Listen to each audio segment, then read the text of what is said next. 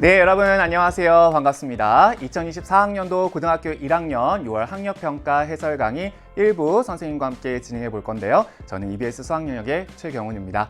자, 이 강의를 듣기 전에 지송쌤과 제가 함께 찍었던 총평 영상 한번 확인해 보시면서 전체적인 시험의 분위기, 그다음에 의의, 총평 이런 것들 한번 살펴보면 좋을 것 같고요. 선생님은 이제 본격적으로 1부 지금 현재 시간부터 객관식 1번부터 이제 21번까지 1부와 2부에 이어서 나눠서 촬영해 보도록 한번 해보겠습니다. 자, 선생님과 함께 문항을 풀면서 어떤 것들을 좀 눈여겨봐야 되는지, 또 어떤 점들을 주의해야 되는 건지, 또 내가 놓친 개념은 어떤 건지를 파악하면서 수업을 들으면 훨씬 더 여러분들에게 도움이 되는 해설 강의가 되지 않을까 생각이 듭니다. 뭐 시험이 어려웠다, 쉬웠다 이런 얘기보다는 본격적으로 1번 문제서부터 살펴보면서 선생님이랑 같이 어떤 문제들이 출제되는지 살펴보도록 하겠습니다. 자, 우리 1부에서는 1번부터 15번까지 한번 풀어보도록 하겠습니다. 자, 첫 번째 문제서부터 한번 볼까요? 뭐 이거는 너무나 아주 단순한 교과서에서 쉽게 볼 수 있는 복소수의 연산이 왔습니다. 허수부는 허수부끼리, 실수부는 실수부끼리. 그래서 마치 문자와 식처럼 이거 두 개만 연산해 주시면 되니까 뭐 이거는 볼 것도 없이 1-i가 돼서 선택지 몇 번이 정답? 3번이 정답이라는 거 우리 친구들 금방 찾을 수 있을 것 같다는 생각이 듭니다. 자, 앞 페이지는 굉장히 무난하게 지금 출제가 되고 있습니다. 2점짜리 문제가 있어서요.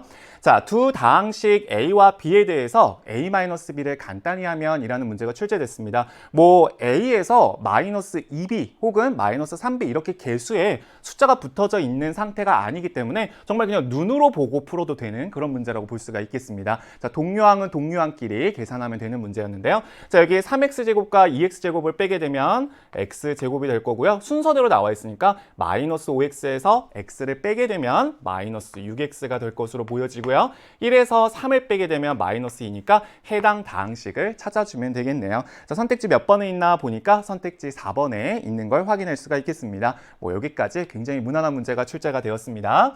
자, 이어서 이제 3번 문제로 한번 넘어가 보도록 하겠습니다. 자, 뒷부분에다가 여러분들 에너지를 쏟아주셔야 된다는 점 우리 학력평가 볼 때 우리 친구들 꼭 확인해 주셨으면 좋겠네요.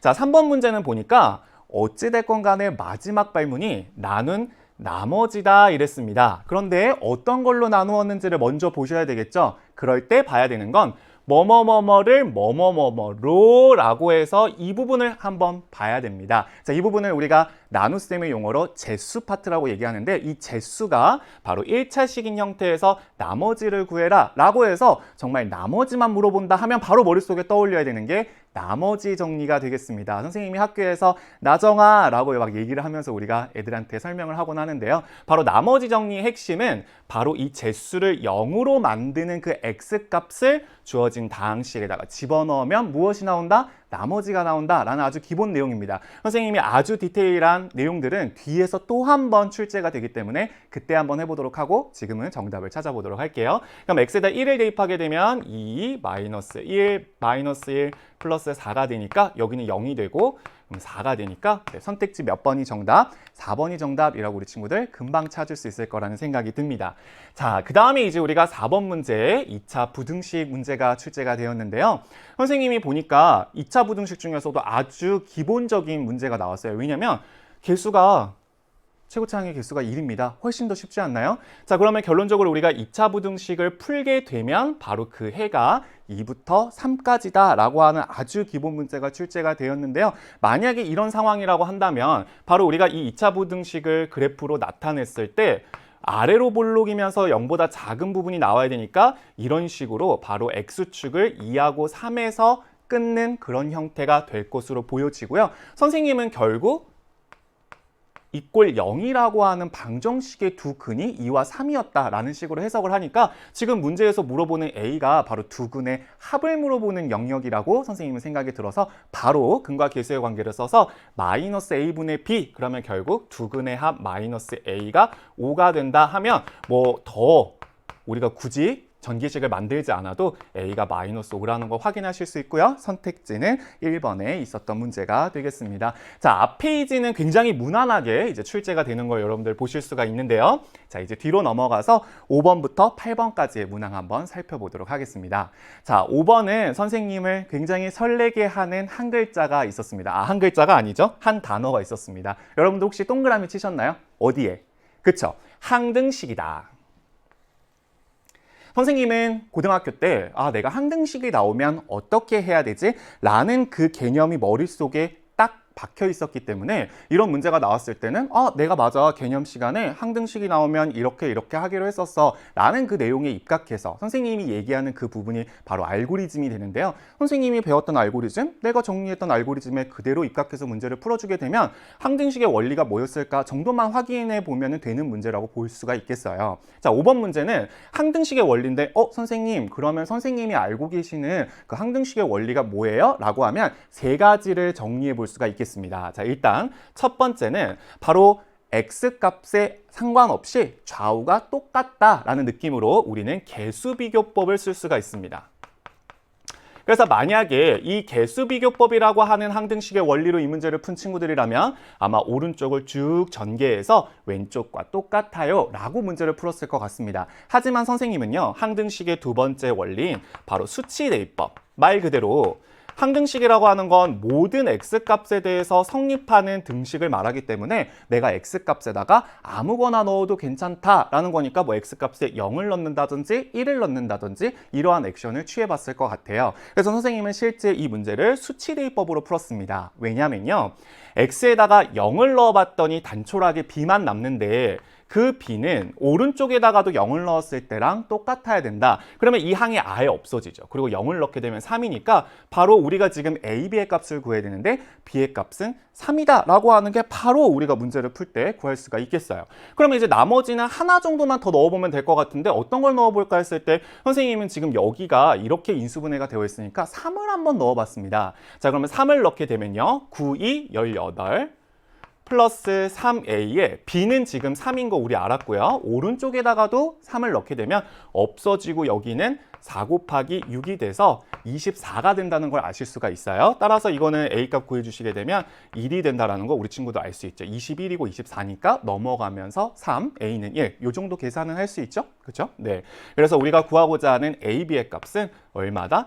3이다 이렇게 구할 수가 있습니다. 자, 그런데 선생님이 아까 전에 항등식의 원리는 세 가지라고 했는데 선생님은 이런 걸 좋아합니다. 이제 앞으로 배우게 될 여러분들이 나중에 고등학교 2학년에 올라가셔서 미분이라고 하는 걸 배우면 바로 미분해도 항등식이다 라고 하는 이런 내용이 있는데 요거는 나중에 여러분들이 체크해 놨다가 내가 고등학교 2학년 때 배우는구나 라고 해서 항등식은 미분해도 항등식 그러면 미분이 뭐야? 라는 궁금증을 가지고 고등학교 2학년으로 올라가면 너무너무 공부를 잘하는 친구들이라고 볼 수가 있겠어요. 괜찮을까요? 자, 이렇게 선생님과 함께 5번 풀어봤고요. 이제 6번 문제가 되겠습니다. 사실은 선생님이 생각했을 때 6번 문제도 교과서 베이스로 나온 아주 기본적인 문제라고 선생님이 생각이 드는데요.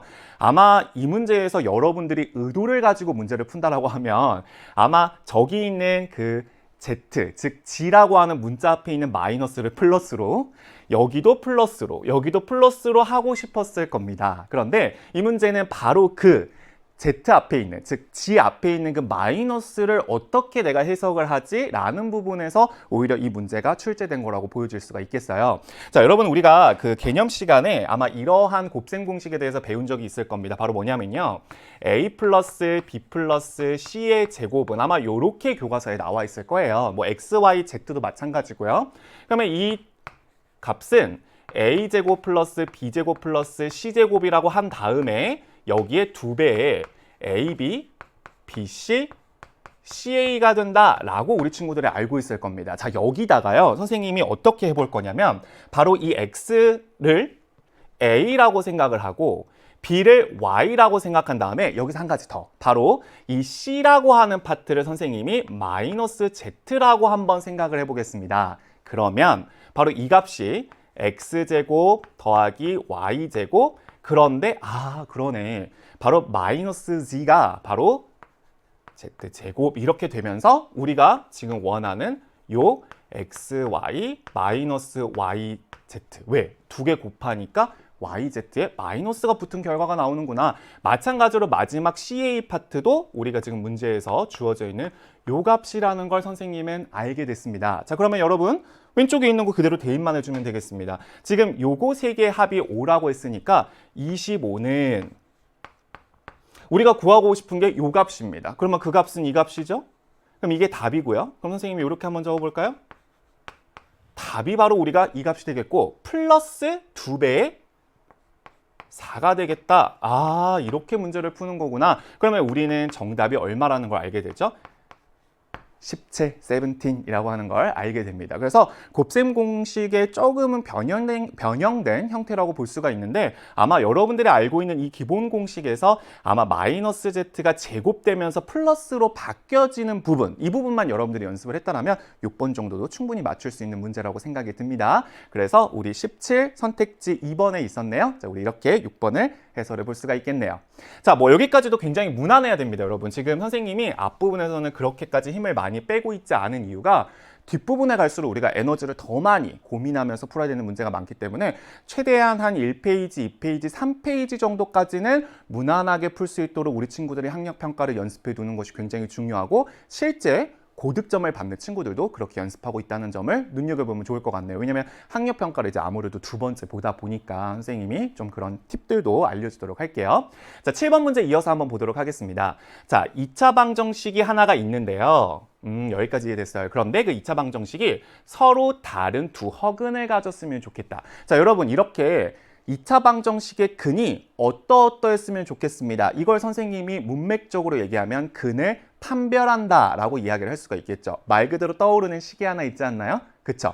판별식이라고 하는 게 떠오를 겁니다. 바로 그 판별식의 부호를 통해서 우리는 이 2차 방정식이 서로 다른 두 실근을 갖는지 아니면 서로 같은 실근, 다시 말하면 중근을 갖는지 혹은 서로 다른 두 허근을 갖는지에 대해서 알 수가 있겠는데요. 선생님이 한 번만 좀 적어보면 ax제곱 플러스 bx 플러스 c는 0이라고 하는 최고차항의 개수가 0이 아닌 이러한 2차 방정식이 있다고 했을 때 그때의 판별식을 우리는 b제곱 마이너스 4ac라고 우리가 볼 수가 있겠고요. 바로 이 판별식의 부호가 0보다 큰 경우, 0인 경우, 0보다 작은 경우에 따라서 우리는 근을 판별할 수가 있습니다. 바로 이때가 서로 다른 두 실근을 갖는, 선생님 줄여서 이렇게 적을게요. 그 다음에 바로 판별식이 0이 되면 우리는 중근을 갖는다는 거 알게 되고 바로 이 경우, 판별식이 0보다 작은 경우가 서로 다른 두 허근을 갖는다라고 해서 바로 이 부분이 지금 시험 문제에서 출제가 되었습니다. 자, 그런데 말이죠.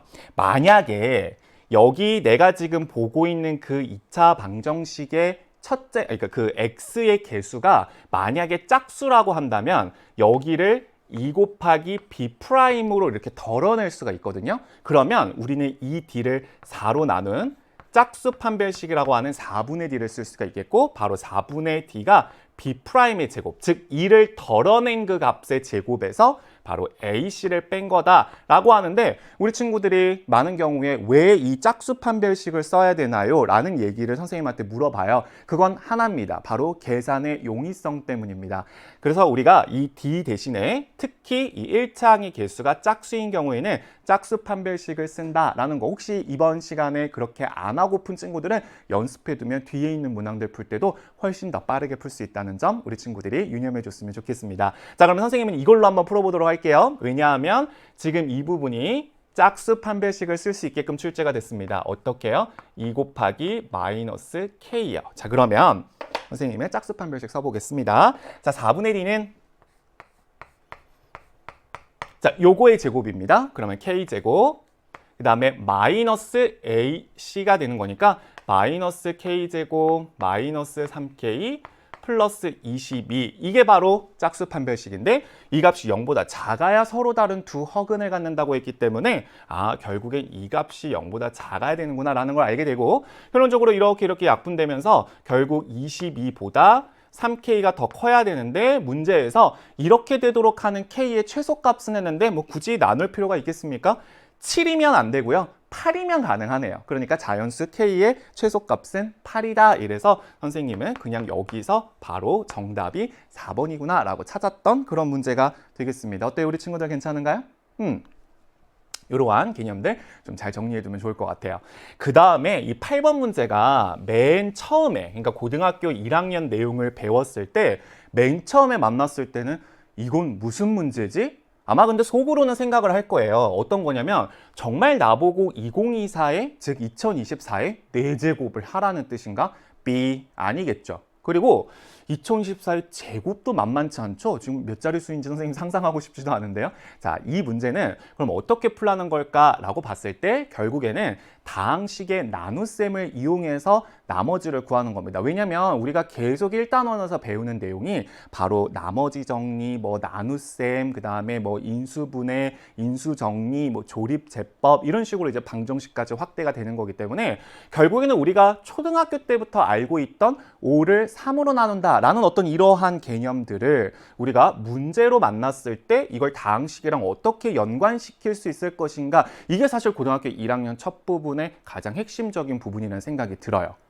괜찮을까요? 그러면 선생님은 어떻게 이 문제를 풀어봤냐면요. 바로 이러한 형태를 나타낼 수 있는 다항식을 하나 선생님이 한번 선정을 해볼 건데요. 그 다항식은 x의 4제곱 더하기 x의 제곱 더하기 1입니다. 어느 정도 유추가 가능하지 않나요? 왜? x에다가 2024를 대입하면 왼쪽에 있는 값이 나오거든요.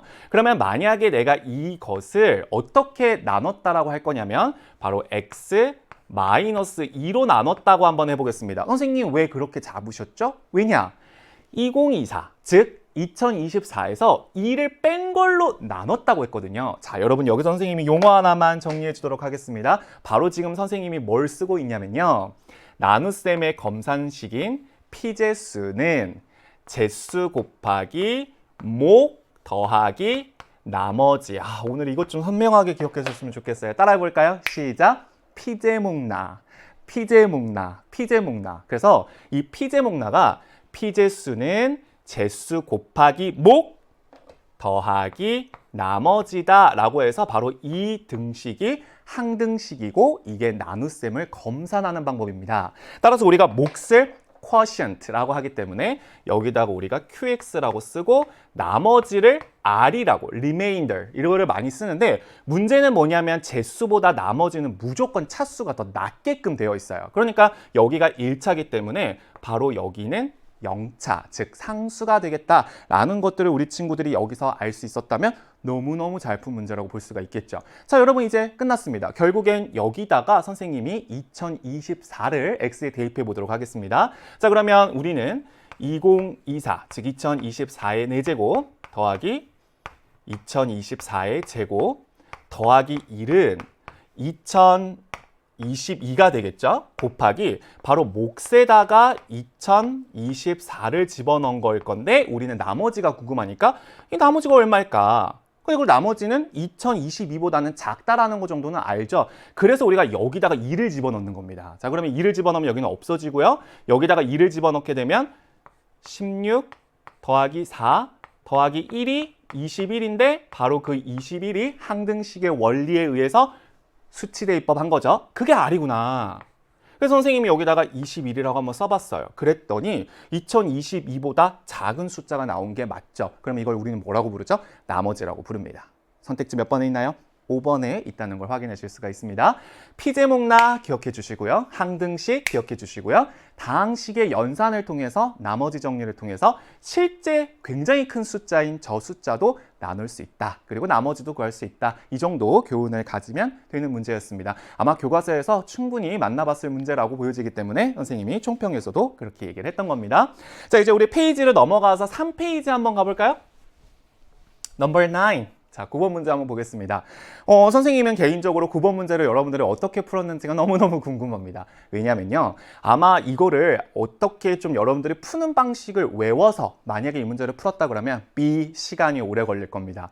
사실 선생님이 지금 이 해설 강의를 촬영하기 전에 학교에서 고등학교 3학년 언니, 오빠, 누나, 형들 가르치면 선생님이 왔는데 3학년 모의고사에서도 실제 이런 식으로 푸는 게 훨씬 더 효과적이었던 그런 문항들이 출제가 됐거든요. 자, 어떻게 풀었는지 선생님 한번 보도록 하겠습니다. 자, x에 대한 부등식 절대값 x-1이 n보다 작은 이러한 부등식을 만족시키는 정수 x의 개수가 딱 9개가 되도록 하는 n의 값을 구해라. 근데 분명히 그 n은 선택지에 있는 3, 4, 5, 6, 7 중에 하나거든요. 그러니까 이거를 너무 일반적으로 풀려고 하다가 9번에서 시간을 많이 소모하면 B 안 되는 그런 상황이기 때문에 만약에 이거를 그냥 우리가 푸는 방법을 어떻게 외웠다라고 하면 그냥 여러분들 이거 절대값은 분명히 선생님이 n과 마이너스 n 사이에 이렇게 끼는 형태라고 했었어. 그리고 모든 변에다가 2를 더해주면 마이너스 n 플러스 1보다 x가 더 크고 n 플러스 1보다 작대. 그래놓고 아이들이 멈춘다는 얘기죠. 그러니까 선생님 같았으면 어차피 선택지가 5개밖에 없으니까 내가 n에다가 넣어서 개수를 찾아봐서 문제를 풀어도 그렇게까지 오래 걸리지는 않은 문제였다. 여기서 한참 동안 고민하고 있을 것이 아니라. 어때요? 이해되셨나요? 그런데 선생님은 이 문제를 조금 더 개념에 입각해서 풀었습니다. 자, 여러분, 이게 무슨 뜻인가요? 자, 바로 x와 1까지의 거리를 의미하는 식입니다. 무엇이요? 절대값 x-1이요. 즉, 1부터 x까지의 거리가 n보다 작아야 된다. 자, 선생님이 한번 수직선을 그려서 여러분들한테 설명해 보도록 하겠습니다. 자, 여기 그러면 1이라고 하는 숫자가 있습니다. 그러면 그 옆에는 2, 3, 4, 5, 선생님이 한 6까지 해볼게요. 정답이 이제 여기에 나오니까요. 그리고 그 왼쪽에는 0이 있을 거고요. 마이너스 1, 마이너스 2, 오른쪽 개수를 봤다. 하나, 둘, 셋, 넷, 5개를 했으니까 이쪽도 하나, 둘, 셋,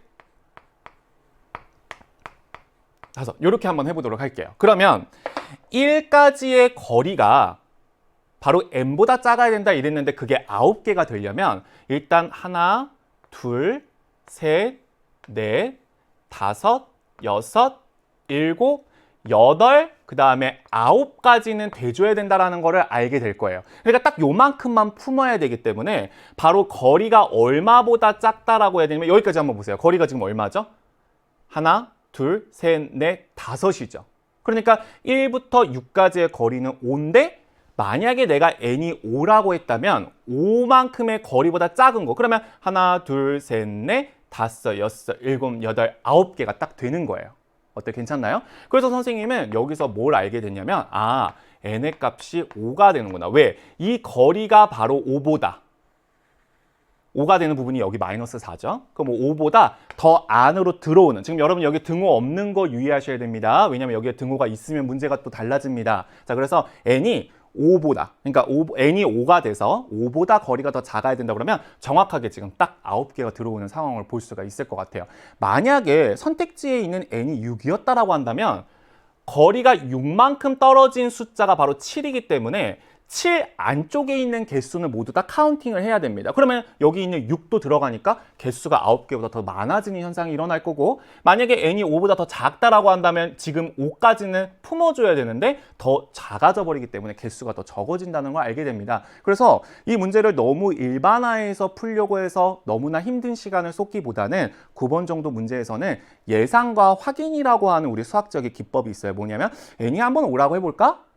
안 되는구나. 그럼 다시 n이 한번 6이라고 한번 해볼 것인가? 이런 식으로 한 번씩 확인해 보면서 문제를 푸는 것도 선생님은 실제 3학년까지 갔을 때도 우리가 굉장히 필요한 수학적인 능력 중에 하나라는 생각이 듭니다. 그래서 우리 친구들 이렇게 푸는 방법도 있고 이렇게 푸는 방법도 있는데 선생님은 조금 더 그 의미, 거리라고 하는 것에 포인트를 두어서 문제를 풀어봤습니다. 어때? 괜찮을까요?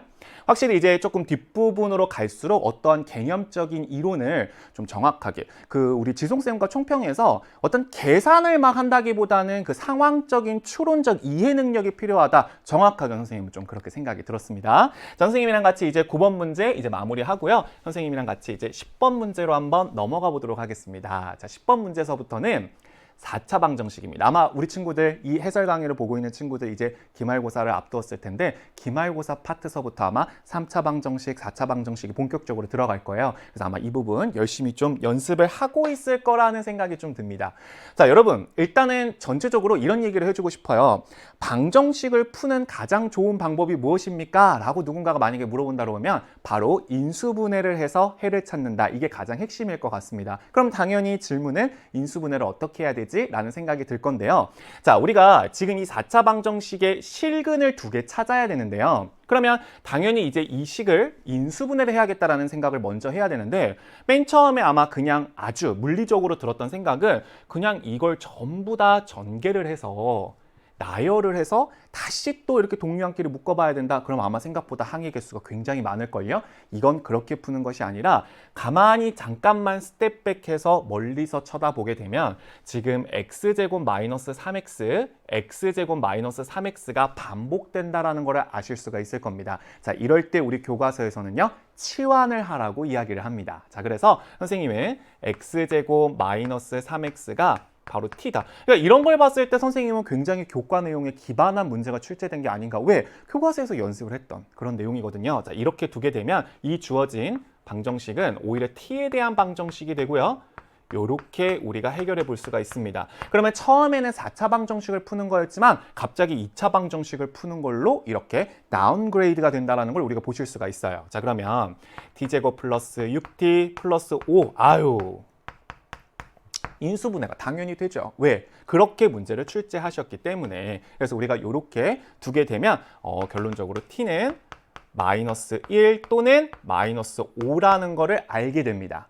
자, 그런데 우리는 x, 즉 다시 말하면 본래식의 실근을 찾아야 되기 때문에 이 t를 들고 여기로 가야 됩니다. 자, 그러면 우리는 결론적으로는 내가 풀어야 되는 방정식은 x제곱 마이너스 3x가 마이너스 1인 경우니까 넘어가면서 플러스 1은 0 이거를 풀어주던지 아니면 마이너스 5가 되는 경우, 즉 다시 말하면 x제곱 마이너스 3x가 마이너스 5가 되는, 그럼 넘어가면서 바로 이제 우리 실전에서는 이렇게 풀어주면 됩니다. 그럼 이제 여러분들 생각했을 때는 여기서도 근이 2개가 나올 것이고 여기서도 근이 2개가 나올 것인데 어떻게 이 알파, 베타를 찾지? 라고 되어 있을 때 포인트는 바로 여기 두 실근이라고 했습니다. 여기 가만히 보면요. 지금 여기, 그 다음에 여기에 있는 이 두 개의 방정식의 판별식을 살짝 구해보면요. 여기는 b제곱 마이너스 4ac가 0보다 작습니다. 그럼 여기서는 뭐를 갖게 되는 거죠? 선생님이 연습했는데 d가 0보다 작다. 서로 다른 두 허근을 갖습니다.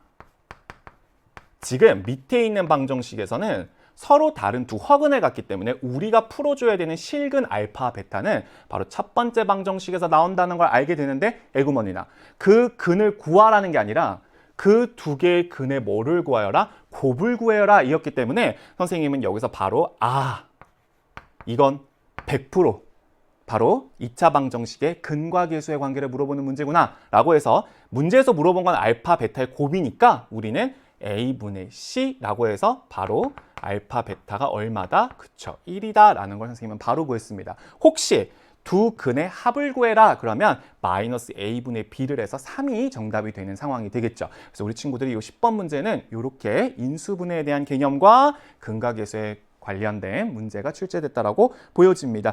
여기까지도 선생님이 봤을 때는 조금은 할 만한 문제가 아니었을까라는 생각이 조금은 드는데요. 그 다음에 이제 우리가 11번 문제로 한번 넘어가 보도록 하겠습니다. 이제 점점 우리 뒤로 가고 있습니다. 자, 일단 읽어보도록 할게요. 11번 페이지 넘겨서 x에 대한 두 다항식 다음과 다음이 모두 x 플러스 b로 뭐 한다고 얘기했죠? 여러분 여기 중요한 말이 하나 또 있습니다. 뭐라고 얘기했죠? 나누어 떨어진다 이렇게 이야기했습니다. 나누어 떨어진다는 얘기를 여러분 다시 한번 우리가 해석을 해보면 이건 무슨 얘기냐면 선생님이 앞에서 피제목나 나머지 정리 이런 얘기 한 적이 있는데 여러분 우리가 10은 5로 나누어 떨어지죠. 그 얘기를 다시 말하면 나머지가 0이라는 얘기입니다. 나누어 떨어진다는 말은 바로 나머지가 얼마란 얘기죠? 0이란 얘기입니다. 그러니까 선생님은 이게 나머지 정리의 확장 버전이라는 생각이 듭니다. 결국 나머지가 0이란 얘기니까 뭐로 지금 나눴냐면 x 플러스 b로 나누었다고 했습니다. 그러면 x 플러스 b라고 하는 이 제수를 0으로 만드는 x 값이 얼마죠? 그쵸, 마이너스 b죠. 선생님 이거 왜 구하죠? 아까 전에 얘기했는데 선생님 얘기했죠. 뭐라고 했어요? 제수를 0으로 만드는 그 x 값을 본래 다항식에 넣게 되면 나머지가 나온다. 그렇게 해서 선생님이랑 맨 앞에 있었던 페이지의 문제도 풀었고 그 다음에 중간에 그 2024의 4제곱이라고 하는 문제도 풀었잖아요. 바로 그 제수를 0 만드는 2를 넣었고 제수를 0 만드는 1을 넣었으니까 여기서도 마찬가지로 제수를 0으로 만드는 마이너스 b를 여기다가 집어넣었을 때 0이 나온다 라는 얘기인데 잠깐만요. 그러면 그 얘기는 마이너스 b라고 하는 이 값이 바로 이 3차 방정식의 뭐라는 얘기죠? 큰이라는 얘기입니다. 아, 재밌네. 그러면 여러분 그냥 이 3차 방정식을 풀면 되잖아요. 선생님이 방금 전에 또 연결했습니다. 3차 방정식을 푸는 4차 방정식을 푸는 근본적인 방법은 무엇이라고요? 그쵸. 인수분해를 해서 바로 해를 찾는다. 아, 그러면서 선생님이 이제 갑자기 클로즈업을 어디다가 하게 됐냐면 이 식 좀 가만히 볼까? 인수분해 어떻게 할까 했는데 우리가 원래 인수분해를 할 때 어려운 문제들은 조립제법까지 써야 되는데 이거 인수분해 너무 잘 됩니다, 여러분. 어떻게 인수분해가 되죠? 시험 때 너무 긴장해서 안 보였을라나? 이게 꼭 집에 오면은 좀 차분하게 풀면 문제가 보이죠. 참 신기합니다. 자, 여러분 x 플러스 2로 묶여지고 앞에 있는 두 항이 뒤에 있는 거 보세요. x 플러스 2로 묶어지는 거 여러분 보이나요? 아, 그렇습니다. 그래서 바로 이 방정식은 x 플러스 2에 x제곱 플러스 3은 0이라고 하는 이렇게 두 개의 인수로 인수분해가 됩니다. 여러분 지금 여기서는 허근을 갖는 거 여러분들 보이죠? 그러니까 결론적으로 아하 이 부분이었구나. 따라서 바로 이 방정식을 만족하는 실근은 바로 마이너스 2였기 때문에 그것이 바로 마이너스 b구나. 선생님은 여기서 깨달았어요. 아 그렇군. 그럼 b는 얼마였다? 2였다. 분명히 출제자가 b를 구하라고 했을 것 같은데 그쵸? a 더하기 b를 구하라고 했으니까 우리 친구들 지금 잘하고 있는 거 맞습니다. 그럼 이제 a는 어디 있지? 이러면서 문제를 봤더니 a는 여기 있습니다. 그런데요. 이 다항식도 x 플러스 b로 나누어 떨어진다고 했으니까 바로 마이너스 1을 여기다가 집어넣어도 무엇이 된다? 나머지가 0이 된다. 아 알겠습니다. 그러면 여기다가 한번 넣어보도록 하죠. 자 마이너스 1을 넣게 되면 마이너스 8, 마이너스 2, 플러스 a 바로 여기 있는 다항식에다가 마이너스 1을 넣었습니다.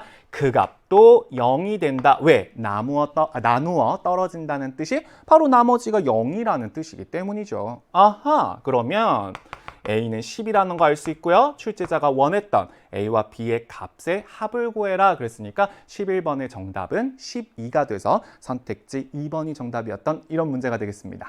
어때 괜찮을까요? 선생님은 이게 굉장히 많은 스토리가 연결된 문제라고 봤던 게 선생님이 방금 전에 이거 설명하면서 얘들아 우리 인수분해가 안 되게 되면 조금 어렵게 되면 인수분해가 안 되는 건 아니죠. 인수분해가 바로 이렇게 눈으로 안 보이게 되면 조립제법까지 가야 돼 라고 했는데 에구머니나 바로 옆에 있는 12번 문제에 조립제법을 쓰는 문제가 나왔습니다. 그래서 선생님은 교과 내용에 아주 기반해서 스토리텔링이 잘 이어져서 우리 친구들이 유사하다, 중간고사, 기말고사 대비하면서 많이 봤던 문제가 출제된다 라고 느끼지 않았을까 라는 선생님의 생각이 좀 들었는데 우리 친구들 어때? 괜찮나요? 네. 자, 우리가 방금 전에 11번 문제처럼 굳이 조립제법을 쓰지 않아도 내가 적절히 항과 항을 묶어서 인수분해가 되는 유형은 조금 학생들이 느끼기에는 쉬운 유형이다라는 생각이 좀 듭니다. 그런데 지금 이 12번에 나와 있는 이 방정식을 풀어야 돼요. 왜 풀어야 되냐? 어찌됐건 간에 3차 방정식, 주어진 3차 방정식의 근이 알파, 베타고 그게 서로 다른 두 허근이다. 이렇게 얘기해 줬는데 알파, 베타에 관련된 이 값을 구하라고 했으니까 일단 알파, 베타는 어떤 숫자지? 라는 걸 우리가 먼저 확인해 봐야 되잖아요. 그랬을 때 우리가 이 방정식을 풀어야 되는데 여러분 여기는 아까처럼 내가 적절히 항과 항을 묶었다고 해서 앞에 있는 11번 문제처럼 인수분해가 되는 유형은 아닙니다. 자, 이런 경우에는 우리가 뭘 쓰게 되냐면 조립제법을 쓰게 됩니다. 무슨 방법이요? 조립제법. 그러면 선생님이 지금 이건 해설 강의니까 조립제법이 무엇이니? 라는 것보다 조립제법을 어떻게 써야 되는 건지에 대해서 먼저 말씀을 드리면 조립제법의 가장 기본은 바로 이 3차 방정식의 근으로 추정되는 x값을 하나는 찾는 겁니다. 어때? 괜찮을까요? 그러면 그 하나는 어떻게 찾느냐라고 했을 때 바로 플러스 마이너스 여기 최고차항의 개수, 선생님이 최고차항의 개수라고 쓸게요. 그 다음에 상수항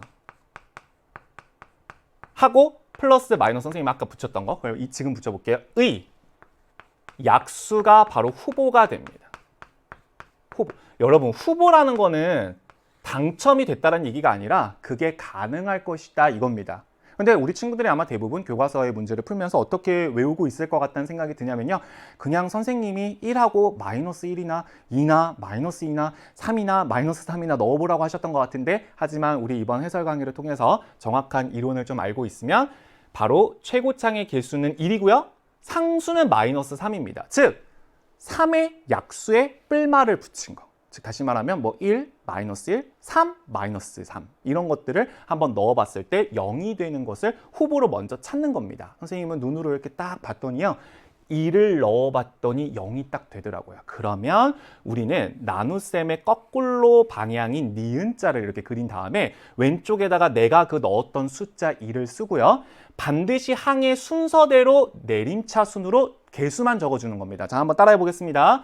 자, 3차 항의 개수 1, 2차 항의 개수 1, 1차 항의 개수 1, 그 다음에 마지막 상수항 마이너스 3. 만약에 중간에 항이 없으면 반드시 0도 적어주어야 됩니다. 자, 그럼 여러분 이렇게 쭉 내려오면서 여기 1, 그리고 크로스로 곱해서 1, 그러면 더해서 2, 크로스로 곱해서 2. 선생님 뭐 하고 있는지 알죠? 그 다음에 여기 3, 그 다음에 크로스로 곱해서 3 해서 여기가 0으로 나와야 잘한 겁니다. 왜냐면 나머지가 0이라는 뜻이거든요. 그러면 지금 바로 앞에 있는 이 부분이 바로 몫이 되는 거고, 숫자가 4개였다가 3개로 줄었기 때문에 얘는 차수가 줄어든 거라고 볼 수가 있으니까 결국 주어진 3차 방정식은 1을 넣었을 때 0이 나오니까 x-1을 인수로 갖고요. 나머지 바로 몫에 해당되는 부분이 x제곱 플러스 2x 플러스 3이라는 걸 알게 되고 이렇게 인수분해가 됩니다. 아까 전에 11번에서 보았던 문제의 유형과는 사뭇 다른 문제라고 보실 수가 있겠습니다. 그러면 결국 x = 1은 실근이었고요. 두 허근을 알파, 베타라고 했기 때문에 아하, 바로 알파와 베타는 여기서 나오는 두 개의 근이었구나 라는 걸 알게 됩니다. 그런데 선생님은 알파와 베타를 직접 구하려고 하니까 이건 인수분해가 되지 않아서 근을 공식을 써서 구해야겠는데 했는데 문제에서 물어보고 있는 이 값이 살짝 좀 특이합니다. 이걸 정말 알파와 베타를 다 집어넣으란 얘기인가? 아니죠. 바로 뭐냐면 이런 개념이 들어있습니다. 여러분 알파와 베타가 이 2차 방정식의 근이라는 얘기가 무슨 얘기죠? 넣으면 성립한다는 얘기예요. 즉 다시 말하면 알파 제곱 플러스 2알파 플러스 3도 0이라는 얘기고요. 베타 제곱 더하기 2베타 더하기 3이라고 하는 2차 방정식도 값이 0이 나온다는 얘기입니다. 그러면 여러분 이걸 딱 보면 바로 이 앞에 있는 알파 제곱 플러스 2알파 플러스 6은 여기다가 3을 더한 거 아닌가요? 양변에다 3을 더하면 이 앞에 있는 값은 3이라는 걸 우리가 알 수가 있고요. 마찬가지의 개념으로 양변에다가 5를 한번 더해보면 바로 베타 제곱 더하기 2베타 더하기 8은 오른쪽에 있는 5가 된다는 걸 알게 됩니다. 아, 이 얘기구나. 따라서 3 곱하기 5가 돼서 정답은 15가 돼서 선택지 5번이 정답이었던 이런 문제가 되겠습니다. 어때, 괜찮을까요? 다소 아마 이 부분이 여기까지 왔지만 내가 요 생각을 못해서 이 문항을 틀린 친구들도 있을 거라는 생각이 듭니다. 이런 것들은 바로 우리가 오답 문항으로서 정리를 잘 해두고 체크해두고 반복해서 문제를 풀어서 아 그러네, 생각해보니까 근이라는 곳은 넣었을 때 0이라는 거를 만족하기도 하구나 라는 것이 바로 이 학력평가를 통해서 교훈을 얻는다 라는 거고, 방금 전에 풀었던 그 11번 문제보다 12번 문제는 조립제법까지 써야 되니까 굉장히 선생님은 11번, 12번이 비교하기에 너무나 좋고 차라리 노트 정리를 하기에도 그냥 그대로 그 두 문제가 연달아 있어서 우리에게 좀 교훈을 주는 그런 문제 배치가 아니었나라는 생각까지 심지어 들었습니다. 선생님은 굉장히 재밌다라고 생각이 들었습니다. 왜? 만약에 문항 번호가 굉장히 떨어져 있으면 갑자기 새로운 발상을 해야 될 수도 있는데 굉장히 비슷한 유형이 두 개 붙어 있다 보니까 선생님은 느낌을 굉장히 좀 유사한 문제들이 많이 출제됐구나라는 느낌을 풀면서도 굉장히 많이 느낄 수 있었던 그런 계기가 되었던 문제라고 볼 수가 있겠습니다. 자, 이제 우리 13번 문제로 한번 넘어가 볼 건데요. 자, 13번 문제가 바로 3점짜리의 마지막 문제입니다. 자, 이런 좀 오개념 아니면 이런 환상 아니면 이런 착각 혹은 선입견을 갖고 있는 친구가 있어요. 뭐냐면 3점짜리의 가장 마지막 문제는 매우 어려울 것이다. B 아닙니다. 실제 우리가 어떤 문항에서 느껴지는 그 느낌을 우리가 선입견으로 판단해서 문제를 풀었을 때 사실 좋은 결과가 있지 않은 경우가 더 많아요. 즉 다시 말하면 그냥 모든 문제를 다 독립적이라고 보고, 특히 지금 선생님의 해설 강의이기 때문에 1번부터 13번까지 지금 굉장히 순차적으로 쭉 풀고 있지만 우리 친구들이 실제 문제를 풀 때 이렇게 풀면 안 됩니다. 만약에 12번 같은 문제에서 잠깐 고민이 된다 그러면 별표 쳐두고 넘어갔다가 다시 앞으로 오고. 하지만 이제 선생님이 해설 강의를 촬영할 때는 뒤죽박죽 문제를 풀게 되면 여러분들이 헷갈리니까 이렇게 순서대로 푸는 거지, 실제 모든 친구들이 다 순서대로 문제를 푸는 건 아니라는 거. 그러니까 너무 그런 선입견을 가지고 풀면 수학은 어느 정도 자신감이 좀 받쳐줘야 되는 과목이라고 선생님은 생각을 하기 때문에 문제를 풀 때 오히려 더 긴장해서 못 푸는 경우가 많아서 실력 발휘를 못할 수가 있어요. 선생님 말 이해됐죠? 자, 이것도 선생님은 교과서에서 충분히 연습했던 문항이라고 생각이 듭니다. 심지어 선생님 학교에서 쓰는 교과서 아마 학교마다 다를 텐데 그 교과서에 이 문제가 그냥 그대로 있어요. 놀라울 정도로. 네, 한번 보도록 할까요? XY에 대한 연립방정식이 나왔습니다. 여러분, 연립방정식 중에서요, 여기도 1차, 여기도 1차인 거는 고등학교 때 이전에 이미 배워요. 중학교 때. 그런데 이제 고등학교 때는 약간 차원을 좀 올려서 이런 식으로 보시면 알겠지만 하나는 1차, 하나는 2차입니다. 그럼 여러분 이거를 교과서에서 어떻게 풀라고 할까요? 말도 더듬어서 나왔네. 바로 1차식을 적절히 정리를 해서 한 문자로 나타낸 다음에 넣어서 인수분해해서 푸시오, 이렇게 합니다. 여러분들은 보통 X를 좋아하나요? Y를 좋아하나요? 방정식을 풀 때. 그쵸, X를 좋아하죠. 출제자가 충분히 이렇게 배려를 해줬습니다. 이 문제를 원래 지금 이 뒷부분을 아예 읽지 않았어도 이 문제를 풀 때 선생님은 바로 기계적으로 그러면 Y는 X-3이라는 걸 선생님은 여기서 바로 파악할 수 있었고, 이걸 여기다가 일단 넣어봐야겠다. 이게 그냥 자동적으로 선생님은 손이 움직였어요. 그래서 그대로 한번 넣어보게 되면 X제곱 마이너스 X에 Y 자리에다가 이거 X-3, 선생님이 왜 이렇게 자신 있게 얘기하는지 이따 설명해 드릴게요. 이게 K, 지금 K를 몰라서 완벽하게 X값을 구하기는 힘들겠지만 선생님은 여기까지 일단 왔어요. 그럼 만약에 이걸 내가 이제 전개해 볼게요. 그럼 X제곱 마이너스 X제곱 플러스 3X, 그 다음에 여기 이제 전개하면서 한 번에 할게요. 그럼 마이너스 X제곱 마이너스 6X인데 마이너스 붙여서 플러스 6X 플러스 9에다가 마이너스 9. 선생님 K도 넘겨볼까? 결국에는 이 2차 방정식을 풀어야 됩니다. 자, 그러면 지금 한과 한끼리 보니까 여기 소거되고 여기 소거되고, 그러면 마이너스 X제곱 하나 남죠? 그러면 마이너스 X제곱 하나 남았고요. 그 다음에 3X와 6X를 더하게 되면 9X가 되겠죠? 그러면 플러스 9X 됐고요. 그러면 요렇게 됐고요. 마이너스 9 마이너스 K는 0이다. 아이고, 마이너스가 너무 많다. 자, 선생님 최종적으로 정리해 볼게요. 따라서 X제곱 마이너스 9X 플러스 9 플러스 K는 0이다. 이걸 풀어줘야 문제에서 지금 구하고자 하는 X 이꼴 알파, 그 다음에 X 이꼴 베타라고 하는 이 값이 나오는 거예요. 근데 여기서 우리가 멈추게 되죠. 왜 멈추죠? K를 모르니까요. 그런 상태에서 지금 선생님이 여기 지금 해설에 여러분들 해설한 내용이 절대 새로운 내용이나 아주 신박한 방법이 아닌 교과서 내용에 기반해서 선생님이 원래 하던 대로 했습니다. 그런데요, 문제에서 뭐라고 했냐면 이렇게 구한 그 X 값이 두 개가 있는데 이것도 이해가 됩니다. 왜? 이 2차 방정식의 두 개의 근일 거니까요. 근데 그게 서로 다른 두 실수였으면 좋겠다? 뭐야? 무슨 뜻이에요? 바로 여기서 두 개의 서로 다른 실근이 나왔다는 거구나. 그럼 이것도 무슨 식을 써야 되죠? 판별식. 어때, 괜찮나요? 좋습니다. 그러면 판별식이 서로 다른 두 실근이라고 했으니까 0보다 커야 될 것 같습니다. 근데 안타깝게도 여기는 짝수 판별식을 못 쓰네요. 왜냐면 1차항의 개수가 짝수가 아니라서. 그럼 해보겠습니다. 81, 99, 81, 마이너스 4AC니까 36을 빼고 마이너스 4K, 4AC죠. 이게 바로 뭐보다 커야 된다? 0보다 커야 된다. 그러면 4K는 81에서 36을 빼게 되면 5고 4니까 바로 45보다 작다, 이렇게 되겠네요. 그러면은 문제에서 뭐라고 했냐면 자연수 K의 최대값은 이라고 얘기를 했네요. 여러분, 선생님 또 이것도 4로 물론 나누어서 4K가 45보다 작다 할 수 있는데 선생님이 그냥 10 넣어보면 40이잖아요. 가능하고 11 가능합니다. 근데 10이 안 됩니다. 그러니까 자연수 K의 최대값은 얼마다? 11이다. 선생님은 보통 이렇게 찾아요. 왜? 이거는 지금 해를 구하는 게 중요하다기보다는 정답을 찾는 것은 이렇게 푸는 게 훨씬 더 실수도 방지하고 검산도 한 번에 되고. 어때, 괜찮죠? 됐죠? 이렇게 보니까 어때요? 선생님 뭐 앞부분 굉장히 교과서 기반에서 문제 풀었더니 답이 나오는 그런 상황이라고 보실 수가 있겠습니다. 자, 지금까지 선생님이 왜 이렇게 어떤 좌표 평면이나 기하에 관련된 문제가 안 나오지? 라고 했더니 드디어 이제 문제가 출제가 되기 시작했습니다. 굉장히 지금 앞에는 식이 많죠. 그런데 14번 문제에서 처음으로 이제 기하, 그래프 내용이 출제가 됐습니다. 그런데 선생님은 이것조차도 굉장히 교과서 내용에 입각한 문제가 출제된 것이라고 보여집니다. 하고 그 다음에 선생님은 이 문제를 딱 보는 순간 이러한 상황을 굉장히 머릿속에 잘 인지하고 있기 때문에 바로 어렵지 않게 문제를 풀 수가 있었는데요. 자, 어떤 내용이었는지 선생님이랑 같이 글 한번 읽고 문제 한번 보도록 하겠습니다. 자, 그림과 같이 2차 함수 y는 마이너스 x제곱 플러스 4x 플러스 5가 있다. 2차 함수인데 최고차의 개수가 마이너스 1이니까 지금 보다시피 위로 볼록인 이러한 그래프가 그려질 것이고요.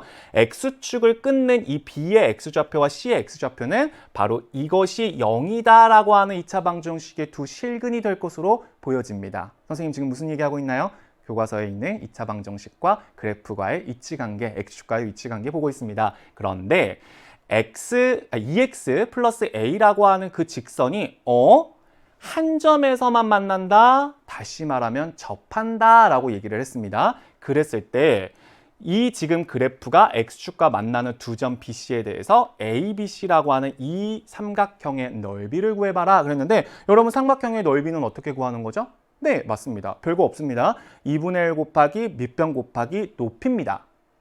근데 밑변은 선생님이 봤을 땐 B부터 C까지 아니겠습니까? 그래서 선생님은 일단 먼저 이 값이 0이 되는 X값을 찾아보려고 했어요. 그랬더니 아이고 인수분해가 너무 예쁘게 되더라고요. 여러분 이렇게 1, 5 하면 마이너스를 어디다 붙여줘야 되냐면 여기다 붙여줘야 될 것으로 보여집니다. 그러니 바로 근이 마이너스 1과 5가 나오는 걸 보실 수가 있겠고요.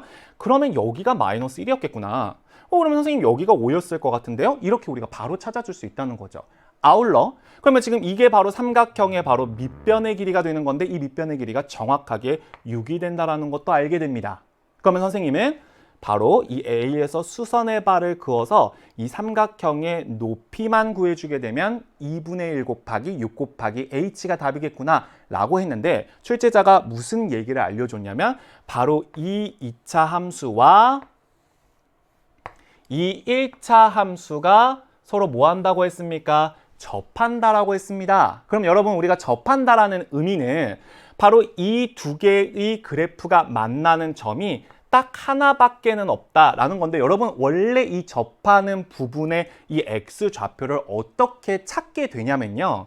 우리는 마이너스 x제곱 플러스 4x 플러스 5와 이것이 2x 플러스 a가 되는 이 2차 방정식을 풀게 되죠. 그러니까 분명히 여기서는 하나는 2차 함수였고 하나는 1차 함수인 2차 함수와 직선의 위치 관계였지만 y를 떼버리고 바로 그 x값이 그 y값이 그 y값이다 라고 해서 우리가 이렇게 등식을 설정하게 되면 이건 갑자기 x에 대한 방정식이 된다는 얘기죠. 그럼 여러분들이 이 방정식을 풀기 위해서 뭐 적절히 이항을 할 겁니다. 그러면 넘어가고요. 넘어가서 마이너스 2x가 될 거고 플러스 a 마이너스 5는 0이 될 건데 바로 여기서 나오는 그 x 값이 바로 기하적으로는 어떻게 해석이 되냐면 이 2차 함수와 이 1차 함수가 만나는 교점의 x좌표라고 해석을 하는 거죠. 지금 선생님이 얘기하는 이 스텝, 이 감성, 이 문장, 이 문구 그대로 교과서에 적혀져 있는 내용을 다시 읽는 겁니다. 선생님 이렇게 교과서 내용에 기반해서 문제가 나오면 굉장히 기쁩니다. 왜? 우리가 공부하면 맞출 수 있거든요. 그리고 본격적으로 지금 14번부터 4점짜리 문제가 출제가 되고 있기 때문에 4점짜리 문제로 더더군다나 이렇게 맞추게 되면 너무 신이 나죠, 우리 친구들. 그렇죠? 그런데 그 x값이 접하게 되면 오직 하나밖에 없다는 얘기입니다. 그 말이 무슨 말입니까? 이 방정식의 실근이 하나밖에 없다는 얘기입니다. 즉 중근을 갖는다는 얘기입니다.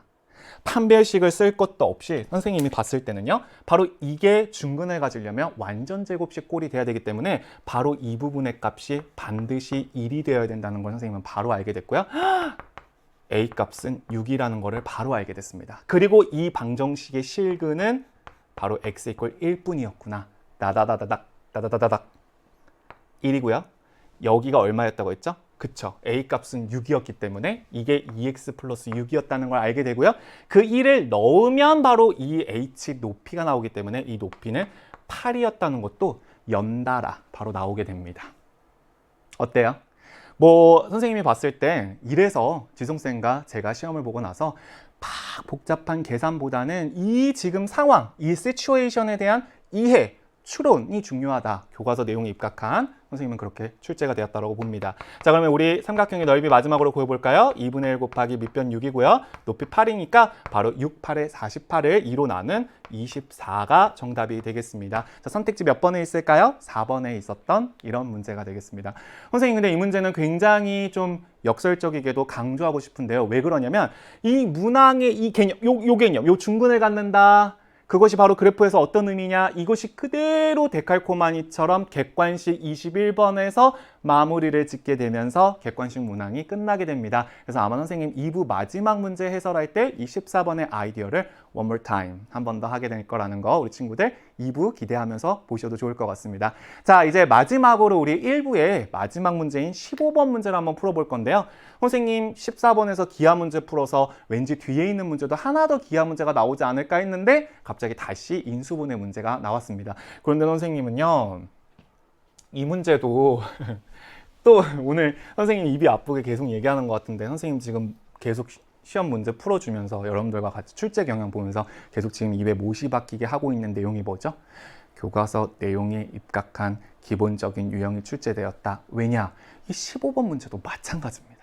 아마 어느 여러분들이 교과서로 학습을 하더라도, 왜냐면 우리 수학 교과서가 되게 많아요. 그래서 학교마다 이제 교과서가 조금씩 다르게 할 건데 우리가 교과 내용이라고 하는 건 똑같기 때문에 또 전국연합환경평가는 전국에 있는 고등학교 1학년 친구들이 시험을 보는 거기 때문에 우리가 정규 교육과정에 입각해서 우리가 문제가 출제가 되잖아요. 라고 했을 때 이 문제가 어느 교과서를 찾아봐도 한 번씩은 등장하는 그런 문제라고 볼 수가 있겠습니다. 자, 문제 한번 보도록 할게요.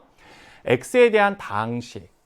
그러니까 우리가 만약에 내가 이러한 문제에 대해서 개념이 좀 정리되어 있지 않다라고 한다면 정말 이걸 다 전개해야 되는 거야? 라고 생각을 할 거예요. 그런데 여러분 잘 한번 생각해 보세요.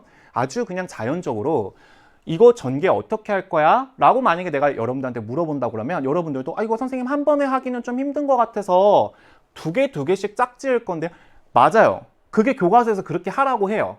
그래서 우리가 둘둘이 짝짓는 건 맞는데 이왕이면 좀 유사한 것이 반복되도록 선생님 아까 전에 인수분해할 때 같은 것이 반복돼서 T로 치환했던 그 문제 기억나시나요?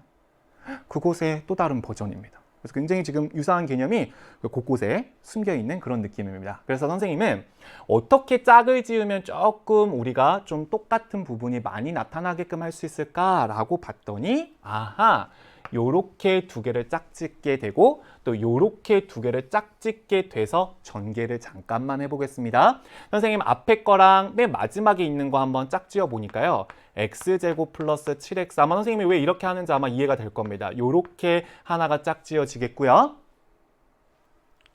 뒤에 있는 x 플러스 3과 x 플러스 4를 짝지어 보니까 x제곱 플러스 7x 플러스 12가 되고 마지막 뒤에 있는 상수항 플러스 k 놓치면 안 되죠? 그래서 플러스 k를 더해주게 되면 바로 이게 주어진 다항식을 선생님이 약간의 손질을 한 겁니다. 왜 이렇게 했을까요? 그쵸? 그러면 우리가 아까 전에 풀었던 것처럼 분명히 이 지금 다 전개하게 되면 4차식이에요, 무려. 그 4차식을 다음과 같은 형태로 무슨 분해했다라고 했죠? 그렇죠. 여기 설레는 말 바로 인수분해를 했다고 했기 때문에 이걸 인수분해하면 되는구나. 어떻게 보면 여러분 우리가 다항식을 인수분해한다라는 것은 이꼴 만약에 이것이 이꼴 0이라고 하는 방정식을 출제가 됐다면 그 방정식을 푸는 방법이기도 하죠. 그러니까 선생님은 이 모든 교과 내용을 조금 선생님이 연결을 지을 때 인수분해를 하는 이유는 뭐지? 방정식의 해를 구하기 위해서 도구로 쓰이니까 그러면 인수분해는 어떻게 하는 거지? 뭐 공통된 애들이 있으면 공통된 애들끼리 묶어주면 되고 혹은 조립제법을 쓰면 되고 이런 식으로 우리가 고등학교 1학년 혹시 여러분들 수행평가 중에서 고등학교 1학년 수학 내용을 가지고서 마인드맵 그리기 이런 걸로 수행평가를 보는 이유도 선생님은 그러한 이유라고 보여집니다. 왜? 많은 것들이 굉장히 이렇게 분산되어 있지만 다 정리하면 하나로 묶을 수가 있거든요. 내용들이. 그래서 그러한 흐름들을 좀 잘 알고 있다라고 하면 이 문제는 그렇게 어렵지 않게 풀 수 있을 거라고 보여집니다. 자, 그러면 선생님은 여기서 당연히 이걸 인수분해했을 때 x제곱 플러스 tx, 7x를 t라고 한번 선생님이 치환을 해보도록 하겠습니다.